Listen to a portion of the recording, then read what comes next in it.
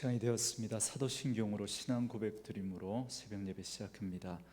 전능하사 천지를 만드신 하나님 아버지를 내가 믿사오며 그 외아들 우리 주 예수 그리스도를 믿사오니 이는 성령으로 잉태하사 동정녀 마리아에게 나시고 본디오 빌라도에게 고난을 받으사 십자가에 못 박혀 죽으시고 장사한 지 사흘 만에 죽은 자 가운데서 다시 살아나시며 하늘에 오르사 전능하신 하나님 우편에 앉아 계시다가 저리로서 산자와 죽은 자를 심판하러 오시리라. 성령을 믿사오며 거룩한 공회와 성도가 서로 교통하는 것과 죄를 사하여 주시는 것과 몸이 다시 사는 것과 영원히 사는 것을 믿사옵나이다. 아멘. 이 아침에 우리에게 주시는 하나님의 말씀은 이사야 13장 1절로 마지막 22절 말씀까지, 말씀이 좀 길지만 이사야 13장 1절로 마지막 22절 말씀까지 말씀 보겠습니다. 같이 읽습니다. 아모스의 아들 이사야가 바벨론에 대하여 받은 경고라. 너희는 민둥산 위에 기치를 세우고 소리를 높여 그들을 부르며 손을 흔들어 그들의 존귀한 자의 문에 들어가게 하라. 내가 거룩하게 구별한 자들에게 명령하고 나의 위엄을 기뻐하는 용사들을 불러 나의 노여움을 전하게 하였느니라. 산에서 무리의 소리가 나미요 많은 백성의 소리 같으니 곧 열국 민족이 함께 모여 떠드는 소리라. 만군의 여호와께서 싸움을 위하여 군대를 검열하심이로다. 무리가 먼 나라에서 하늘 끝에서 왔음이요 곧 여호와 그의 진노의 병기라. 온 땅을 멸하려 함이로다. 너희는 애곡할지어다. 여호와의 말이 가까웠으니 전능자에게 멸망이 임할 것이미로다. 그러므로 모든 손의 힘이 풀리고 각 사람의 마음이 녹을 것이라. 그들이 놀라며 괴로움과 슬픔에 사로잡혀 해산이 임박한 여자같이 고통하며 서로 보고 놀라며 얼굴이 불 것 같으리로다. 보라, 여호와의 날 곧 잔혹히 분냄과 맹렬히 노하는 날이 이르러 땅을 황폐하게 하며 그 중에서 죄인들을 멸하리니 하늘의 별과 별 무리가 그 빛을 내지 아니하며 해가 돋아도 어두우며 달이 그 빛을 비추지 아니할 것이로다. 내가 세상의 악과 악인의 죄를 벌하며 교만한 자의 오만을 끊으며 강포한 자의 거만을 낮출 것이며 내가 사람을 순금보다 희귀하게 하며 인생을 오빌의 금보다 희귀하게 하리로다. 그러므로 나 만군의 여호와가 분하여 맹렬히 노하는 날에 하늘을 진동시키며 땅을 흔들어 그 자리에서 떠나게 하리니 그들이 쫓긴 노루나 모으는 자 없는 양같이 각기 자기 동족에게로 돌아가며 각기 본향으로 도망할 것이나 만나는 자마다 창에 찔리겠고 잡히는 자마다 칼에 엎드러지겠고 그들의 어린 아이들은 그들의 목전에서 메어침을 당하겠고 그들의 집은 노략을 당하겠고 그들의 아내는 욕을 당하리라.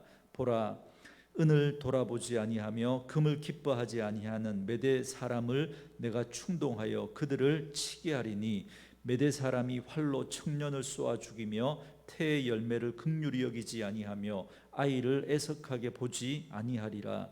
열국의 영광이요 갈대아 사람의 자랑하는 놀이개가 된 바벨론이 하나님께 멸망당한 소돔과 고모라 같이 되리니 그곳에 거주할 자가 없겠고 거처할 사람이 대대에 없을 것이며 아라비아 사람도 거기에 장막을 치지 아니하며 목자들도 그곳에 그들의 양떼를 쉬게 하지 아니할 것이요 오직 들짐승들이 거기에 엎드리고 부르짖는 짐승이 그들의 가옥에 가득하며 타조가 거기에 깃들이며 들량이 거기에서 뛸 것이요 그의 궁성에는 승냥이가 부르짖을 것이요 화려하던 궁전에는 들깨가 울 것이라. 그의 때가 가까우며 그의 날이 오래지 아니하리라. 아멘. 오늘도 귀한 새날 주신 하나님 앞에 감사를 드리고 또 이 한 날 믿음으로 승리할 수 있기를 주의 이름으로 축원드립니다. 오늘은 이사야 13장 1절에서 22절 말씀을 중심으로 바벨론을 향한 심판의 선언이라는 제목으로 잠시 은혜를 나누겠습니다. 이사야서의 말씀은 크게 세 부분으로 나눌 수가 있는데요, 그 중에 첫 번째 부분 일부가 1장부터 35장까지입니다. 그런데 이 일부도 또 네 부분으로 나누어집니다. 우리가 어제까지 본 1장부터 12장까지의 말씀이 일부의 첫 부분으로 유다와 예루살렘의 심판 그리고 회복에 대한 말씀이었습니다. 이제 오늘부터 보게 될 이 13장부터 23장까지는 일부의 이 두 번째 부분인데요, 이스라엘 주변에 있는 10개의 나라에 대한 심판에 대한 경고의 말씀을 선포하고 있습니다. 그 중에 가장 먼저 언급되는 나라가 바로 13장과 14장에 등장하는 바벨론입니다. 그래서 1절에 보시면 아모스의 아들 이사야가 바벨론에 대하여 받은 경고라 그럽니다. 여러분, 여기서 경고라고 하는 이 단어는 히브리어로 마사라고 하는 단어인데요, 문자적인 뜻은 무거운 짐이라고 하는 그런 뜻을 가지고 있습니다. 그것도 짐승에게 싣는 그 무거운 짐을 뜻합니다. 그러니까 사람이 감당할 수 없는 짐이라는 거죠. 그러니까 이사야 선지자가 하나님으로부터 받아서 전하는 이 심판의 메시지가 사람이 감당할 수 없는 굉장히 무거운 내용을 담고 있다는 걸 의미하는 겁니다. 그렇기 때문에 바벨론뿐만 아니라 하나님의 백성들에게도 하나님은 돌이키라고 심판에 대한 경고의 말씀을 하실 때가 있습니다. 그때 그 하나님의 심판의 메시지를 우리가 들을 때 우리는 그 말씀을 심각하게 받아들이고 반드시 돌이키고 순종해야 한다는 겁니다. 그런데 그 하나님의 말씀을 가볍게 여기고 돌이키지 않으면, 그래서 하나님께서 심판을 하시게 되면 그 짐은 너무나 무겁기 때문에 우리가 감당할 수 없는 그런 짐이 될 것이다 라고 말씀하고 있는 겁니다. 그래서 2절부터 5절에 보면 바벨론의 심판을 위해서 하나님께서 군대를 소집하는 그런 모습이 나옵니다. 먼저 2절과 3절 말씀해 보시면 너희는 민둥산 위에 기치를 세우고 소리를 높여 그들을 부르며 손을 흔들어 그들을 존귀한 자의 문에 들어가게 하라. 내가 거룩하게 구별한 자들에게 명령하고 나의 위엄을 기뻐하는 용사들을 불러 나의 노여움을 전하게 하였느니라 그럽니다. 그러니까 바벨론을 심판하기 위해 하나님께서 민둥산 높이 깃발을 세워서 모든 사람을 불러들인다는 겁니다. 그래서 하나님께서 구별된 그 용사들을 불러서 그 전쟁에 나갈 군사들을 모은다는 거죠. 그래서 하나님의 위엄을 그 전쟁을 통해서 드러내시겠다는 겁니다. 그래서 그 전쟁을 위해서 군사들을 모집하고 있는 걸 이야기하고 있는데, 그게 누구냐면 이 바벨론을 망하게 할 메대와 바사 연합군을 가리킵니다. 그리고 메대는 나중에 바사와 이렇게 바사에게 흡수되어지죠. 그래서 우리가 그냥 페르시아라고 하는데 바벨론을 멸망시킨 건 메대와 바사 연합군이죠. 그런데 오늘 이 바벨론의 심판을 말씀하시는 이 패턴이 우리가 앞에서 9장, 10장에서 봤던 패턴과 똑같습니다. 북이스라엘이 완악하고 교만해서 하나님을 외면하고 하나님의 말씀을 가볍게 여기면서 온갖 죄와 우상을 섬기게 되니까 끝내 하나님께서 아수르를 통해 북이스라엘을 징계하시지 않습니까? 그런데 하나님의 징계의 막대기로 쓰임을 받고 있는 이 아수르가 자신의 주제도 모르고 교만하다가 결국 그 아수르 역시도 바벨론을 통해서 징계를 받게 됩니다. 그런데 이 패턴이 그대로 이 유다 자손들에게 보이고 또 이 유다 자손을 또 징계하는 막대기로 쓰임받는 바벨론에게도 그대로 나타나고 있습니다. 하나님께서 남유다에게 수많은 선지자들을 보내서 돌이키라고 말씀하셨지만 그들이 교만해서 끝내 하나님을 외면하고 하나님의 말씀을 무시하고 온갖 우상과 온갖 죄를 짓다가 결국 바벨론에게 나라가 망하게 됩니다. 그런데 그 바벨론 역시도 하나님께서 하나님의 백성을 징계하는 그런 막대기로 사용하시는데도 불구하고 마치 자기가 하나님인 것처럼 지나치게 하나님의 백성들을 그렇게 징계하고 그렇게 심판하다가 하나님께서 그건 너무 심하다고, 그래서 하나님께서 이 메대와 바사를 통해서 바벨론을 심판하게 됩니다. 여러분, 우리는 이 말씀을 통해서 분명히 볼 수 있어야 됩니다. 그건 뭐냐면 바로 하나님께서 징계하시고 심판하시는 그 이유 가운데 늘 빠지지 않고 등장하는 게 바로 교만이라는 겁니다. 교만. 여러분, 하나님이 가장 싫어하시는 죄가 두 가지 있다 그랬죠. 그게 바로 교만과 우상 숭배입니다. 그런데 여러분, 이 우상 숭배와 교만은 사실은 같은 성격을 가지고 있는 죄라고 말씀드렸습니다. 우상 숭배는 하나님이 계셔야 할 자리에 하나님 아닌 다른 것이 올라가면 그게 우상 숭배고, 하나님이 계셔야 할 자리에 내가 올라가면 그게 교만입니다. 그래서 우상 숭배와 교만은 똑같은 성격을 가지고 있고, 그래서 하나님이 가장 싫어하시는 죄입니다. 하나님이 계셔야 할 자리에 다른 게 올라가 있기 때문에 그렇죠. 그래서 이 심판의 이유를 말씀하시면서 빠지지 않고 등장하는 게 바로 우상 숭배와 교만인 겁니다. 왜 이토록 하나님께서 우상 숭배와 교만을 싫어하실까? 여러분, 우상 숭배와 교만은 하나님의 하나님 되심을 인정하지 않는 것이기 때문에 하나님이 그렇게 싫어하시는 겁니다. 여러분 보세요. 지금 하나님께서 13장부터 23장까지 이스라엘 주변의 그 10개의 나라들에 대한 그 심판의 말씀을 예언하시면서 이 세상의 주관자, 이 역사를 주관하시는 분이 바로 하나님이라는 사실을 하나님은 드러내고 계신 겁니다. 그런데 사람들은 조금만 자기가 힘이 있거나 뭘 좀 가진 게 많거나 높아지면 마치 자기가 하나님인 것처럼 교만해서 하나님을 밀어내버립니다. 그리고 반대로 자기 힘으로 어떻게 할 수 없는 어려움을 당하게 되면 이 세상과 역사의 주관자이신 그 하나님을 의지하고 그 하나님 앞에 도움을 구해야 하는데, 그런데 하나님을 의지하는 게 아니라, 하나님을 붙드는 게 아니라 힘 있는 나라와 힘 있는 사람을 붙들고 의지하는 거예요. 이게 우상 숭배죠.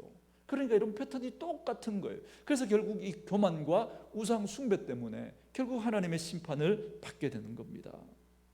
여러분, 이 북이스라엘과 아수르도 마찬가지고 이 남유다와 바벨론도 마찬가지인 거죠. 사랑하는 성도 여러분, 하나님의 하나님 되심을 인정하시는 그런 분들 될 수 있기를 주님의 이름으로 축원합니다. 여러분, 내가 교회에 나와서 예배를 드렸다고, 찬양을 했다고, 물질을 드렸다고 내가 하나님을 인정하는 사람이라고 여러분 착각하시면 안 됩니다. 말씀드렸죠. 이스라엘 백성들이 한 번도 하나님 앞에 제사를 안 드리거나 절기를 안 지키거나 안식일을 안 지킨 일이 없다고. 그는 늘 제사를 지키고 절기를 지키고 안식일을 지켰습니다. 그런데 하나님은 그들이 나를 버렸다고 말씀하시고 그들이 나를 떠났다고 말씀하셨습니다. 왜냐하면 하나님은 우리가 드리는 이 제사와 예물을 받으시고 그냥 우리를 축복하시면 됩니다. 괜히 내 삶에 참격하거나 내 삶에 터치하지 마십시오. 내 삶은 그냥 내가 알아서 내 방식대로, 내 경험대로, 내 뜻대로 살아갈 테니까. 여러분, 이게 이스라엘 백성의 태도였던 겁니다. 바로 이게 교만인 거죠. 하나님의 하나님 되심을 인정하지 않는 거죠. 내가 예배를 드렸다고, 내가 물질을 드렸다고 내가 하나님을 인정하는 것으로 여러분 착각하시면 안 됩니다.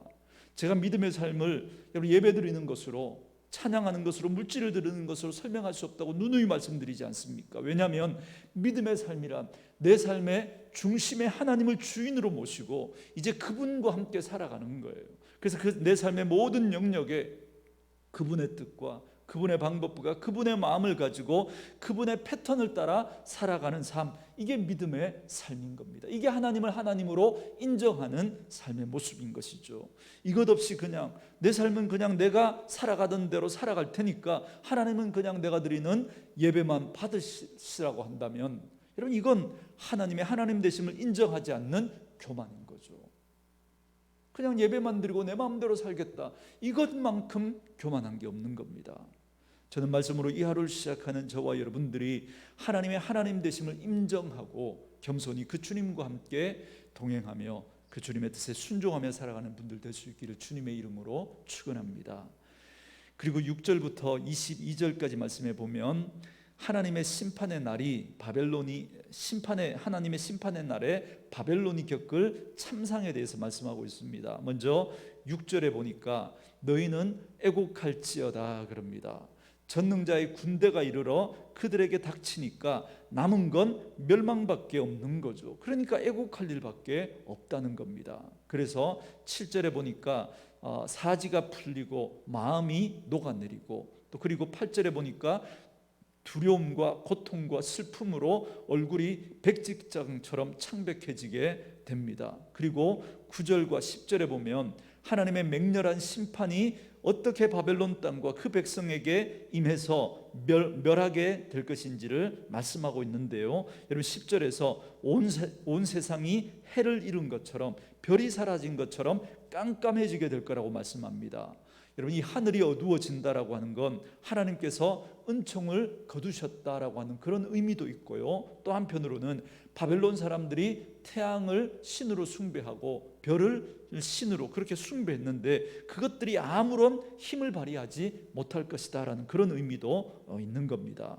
그리고 또 11절부터 16절에 보니까 하나님의 심판이 휩쓸고 지나가니까 사람의 인적과 종적이 다 끊어져서 이제는 사람들이 오빌의 금보다 더 귀하다는 겁니다. 여러분, 이 오빌의 금이 귀한 건 희소성 때문이죠. 그런데 큰 제국을 이루고 있던 이 바벨론이 이제는 사람 보기가 귀해지게 될 거라 그럽니다. 하늘을 진동하고 땅을 흔들어서 그곳에 사는 사람들이 다 떠나고 텅 비게 될 거라고 그럽니다. 그 거대한 제국의 백성들이 그렇게 다 흩어졌는데, 그런데 다시 자기 땅으로 돌아오려고 하니까 쫓기는 노루같이 주인 없는 양 같은 그런 신세가 되어서 만나는 사람들마다 그들이 창에 찔리고 칼에 엎어져서 죽임을 당하게 될 거다, 그렇게 말합니다. 그래서 부모가 보는 앞에서 어린아이들이 땅에 메어침을 당하게 되고, 그들의 집은 노략을 당하게 되고 아내들은 욕을 당하게 될 것이라고 말씀합니다. 여러분, 심판의 날, 그 심판의 날이 있다는 걸 알지도 못한 채 하나님 앞에서 온갖 교만과 오만을 떨던 이 바벨론의 이 마지막 참상을 한번 보십시오. 얼마나 비참합니까? 얼마나 끔찍합니까? 여러분, 마음의 준비를 하시고 여러분 들으셔야 됩니다. 여러분, 17절부터 22절 말씀은 이것보다 훨씬 더 끔찍합니다. 여러분, 17절에 보시면 바벨론이 금이나 은 같은 뇌물로 메대와 이 바사의 사람들의 마음을 돌이키려고 시도해봤지만 이들은 꿈쩍도 하지 않을 사람들이라고 말합니다. 이들은 마치 살육을 위해서 준비된 기계처럼 움직입니다. 여러분, 사람일 수가 없어요. 여러분 한번 보세요. 18절에 보니까 활로 청년을 쏘아 죽이고 부녀의 배를 갈라서 꺼낸 태아와 그리고 어린아이들을 눈도 깜짝하지 않고 죽인다 그럽니다. 아예 살아있는 모든 자들의 씨를 말려버리겠다는 거죠. 그래서 소돔과 고모라처럼 철저하게 하나님이 심판하시겠다고 말씀하십니다. 그렇게 멸망의 날 하나님의 심판이 휩쓸고 지나가고 나니까 그 땅은 20절에 보니까 아무도 살지 못할 뿐만 아니라 지나치는 사람들조차도 없게 될 것이다 말씀합니다.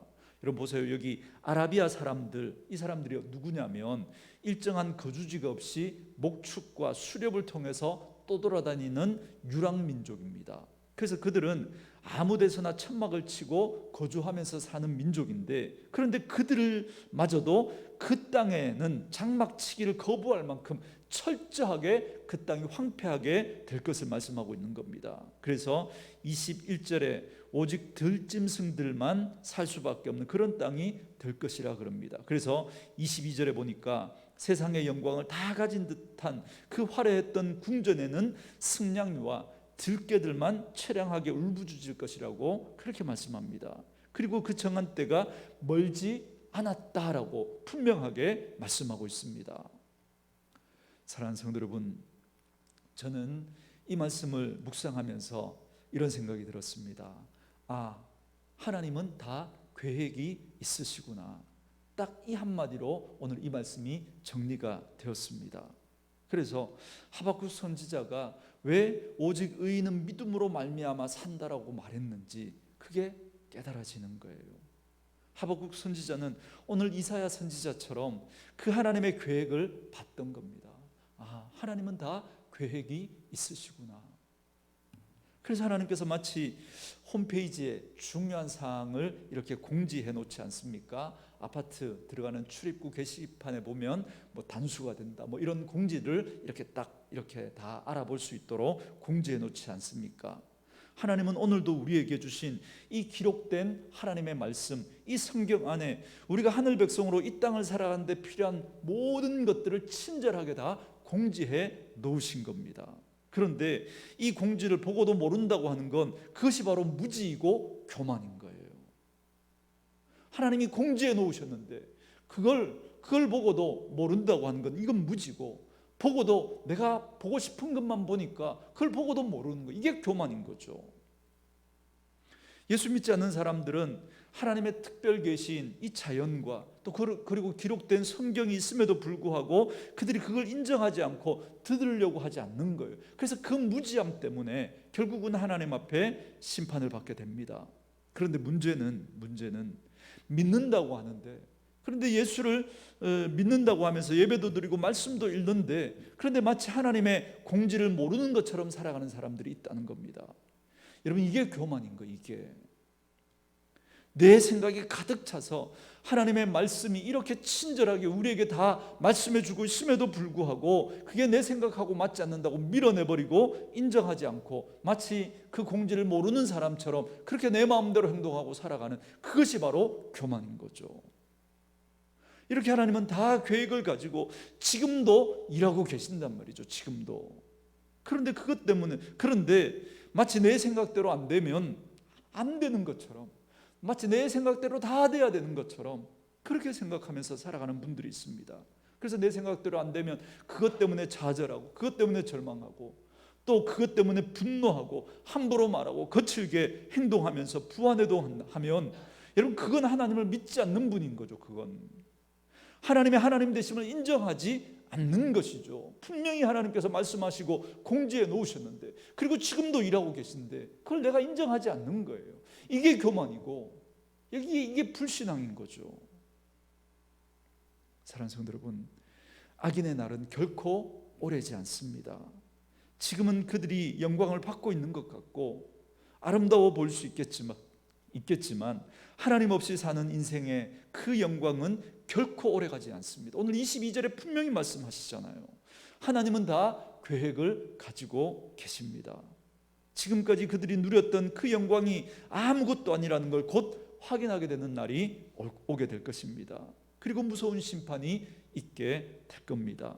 그렇기 때문에 바벨론과 같은 교만한 삶, 하나님 없이 내가 내 스스로 주인으로 살아가는 그 삶을 버리고 날마다 하나님을 내 삶의 주인으로 모시고 살아가는 그런 저와 여러분 되어줄 수 있기를 주님의 이름으로 축원합니다. 주신 말씀을 생각하면서 찬송가 331장 부릅니다. 찬송가 331장입니다.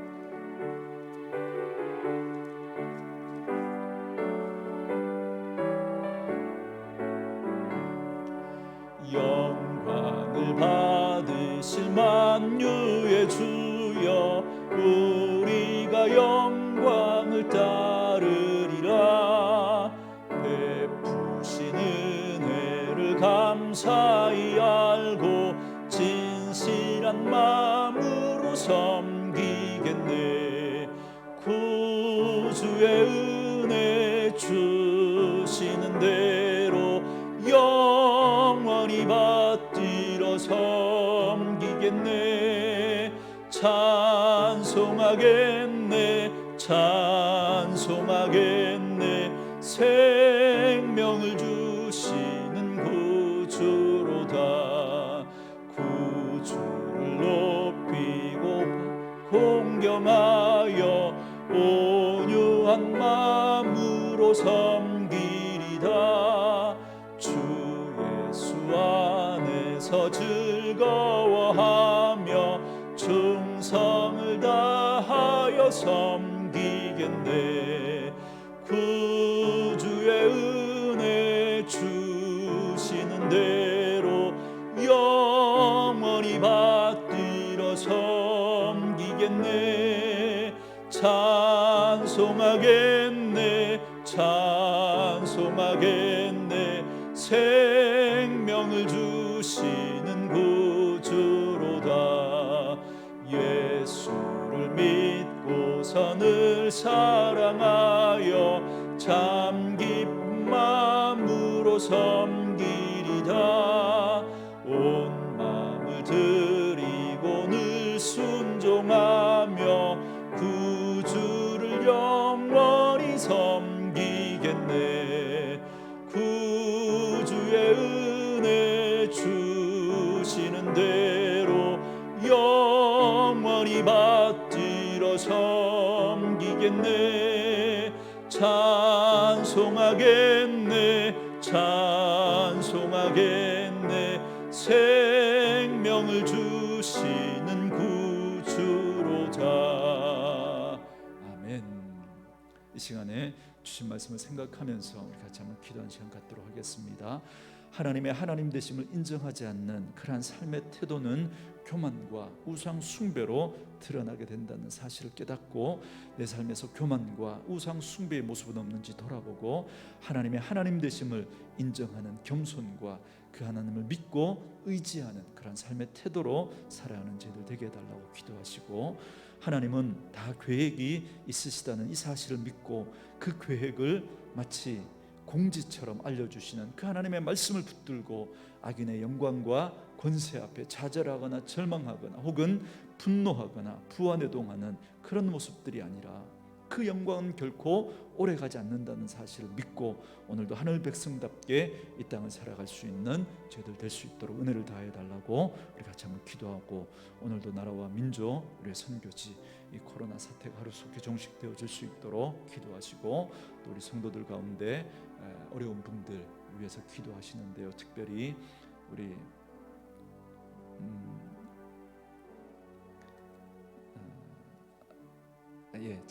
잘 생각이 안 나. 다음에 다시 말씀드리도록 하겠습니다. 여러분 생각나시는 대로 여러분 기도하셔서 오늘도 주님 앞에 또 기도로 하루를 시작하시기를 바랍니다. 같이 기도하겠습니다. 살아계신 아버지 하나님, 은혜를 감사합니다. 오늘 말씀을 통해서